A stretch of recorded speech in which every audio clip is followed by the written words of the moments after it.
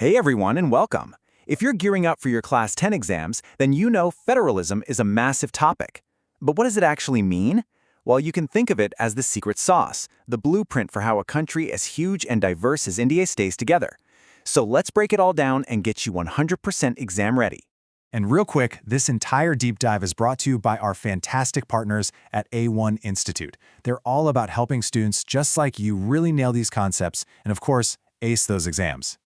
Okay, let's kick things off with a huge question. Think about this. India has over 1,300 distinct languages that people call their mother tongue. So how on earth does a nation with that much diversity not just survive, but actually thrive as one single country? The answer, you guessed it, comes down to one powerful idea: federalism. So here's our game plan. We're going to start with what I call India's unity puzzle. Then we'll see how our federal system was tested in three big ways. First, by creating states based on language. Second, with our super flexible language policy. And third, by the changing relationship between the central government and the states. And don't worry, we'll wrap it all up with a nice, clean summary to get you ready for your exams. First up, the unity puzzle. Seriously, just imagine trying to govern a country with thousands of different cultures, languages, and traditions. It's a massive challenge, right? How do you make sure everyone feels heard without everything just falling apart? Well, the brilliant minds who wrote our Constitution knew this was the main problem, and their solution was a system built from the ground up to share power. And that system is federalism. At its core, it's just a way of splitting power between the central government, the one in New Delhi, and all the different state governments. Now, on paper, that sounds pretty good, but the real question is, did it actually work in practice? Let's find out by looking at its very first major test. All right, so the first big challenge for India's new federal setup happened almost right after independence. All across the country, people started demanding that states be reorganized, and the one thing they wanted the new borders to be based on? Language. Now, for a lot of national leaders back then, this was a really scary thought. They were genuinely worried that if you start drawing lines on a map based on who speaks what, you could actually be planting the seeds of division.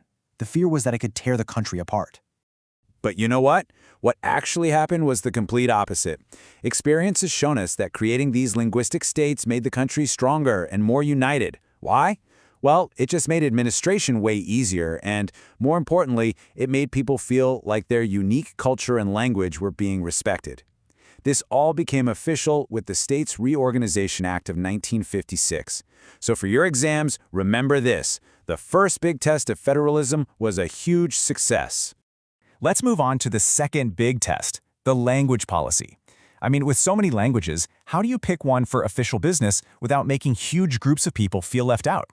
It was, to say the least, a very delicate balancing act. Now, have a look at this chart.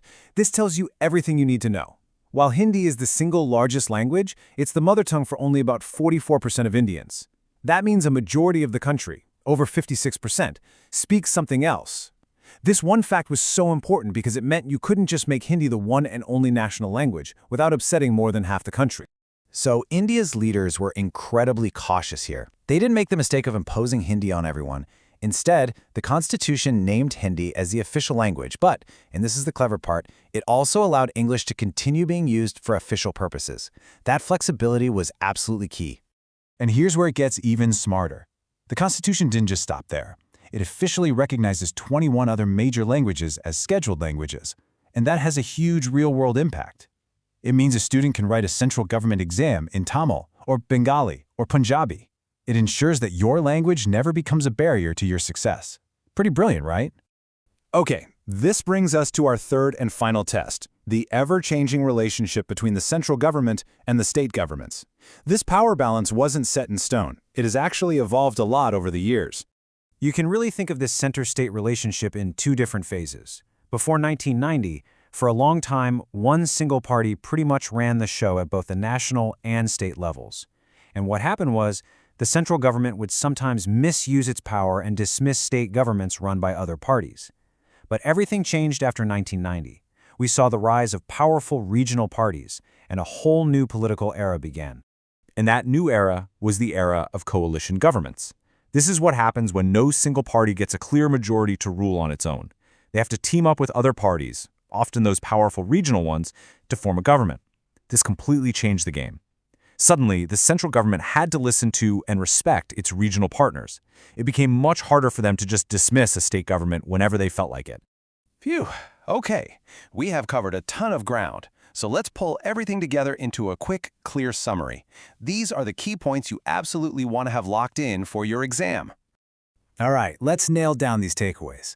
First, creating states based on language didn't break India apart. It actually made us stronger and easier to govern. Second, our flexible language policy was a masterstroke. By recognizing so many languages and not just forcing Hindi on everyone, we protected our amazing diversity. And third, that big shift after 1990 towards coalition governments was a game changer. It forced the center to share power, which gave the states more freedom and autonomy. These three things are the real story of Indian federalism in action. So that wraps up our core explanation. But I want to leave you with one final thought. India is always changing, always evolving. So what do you think the next big challenge, the next big test for our country's federal spirit is going to be? I really hope this deep dive made the whole idea of federalism in India crystal clear for you. To get fully prepped for your exams, make sure you contact A1 Institute. They can help with admissions, notes, and guidance. Their phone number is right there in the description below. And hey, if you found this helpful, do us a favor. Like this video, share it with your friends, and subscribe to the A1 Institute YouTube channel for more. Thanks for watching, and good luck with your studies.